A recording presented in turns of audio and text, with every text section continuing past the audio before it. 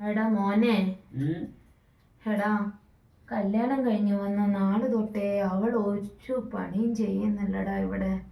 എനിക്കാണെങ്കിൽ ഒട്ടും വയ്യാതായി. നീ അവളോടൊന്ന് പറ, എന്നെ എന്തേലും ഒന്ന് ഹെൽപ്പ് ചെയ്യാന്. പറ്റാഞ്ഞതേ ആവുവാടാ എനിക്ക്. പറഞ്ഞു നോക്കു നീ. വയ്യ. എന്തേലും പണി ഞാൻ എടുക്കുമ്പോൾ അവൾ ആ കസേരയിൽ കയറി കാര്യം വെച്ചിരിക്കും. അല്ലെങ്കിൽ എപ്പം നോക്കിയാലും ജോലി ജോലി ജോലി എന്നൊരു പറച്ചില്ല. മടുത്തു. സംസാരിക്കാം.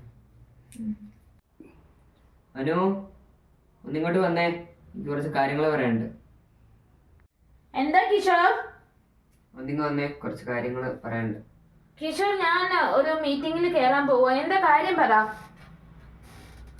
എടീ, നിനക്ക് അമ്മേനെ കുറച്ച് സഹായിച്ചൂടെ അടുക്കളയില്? പാവം അമ്മയ്ക്ക് ഇത്രയും വയസ്സായതല്ലേ.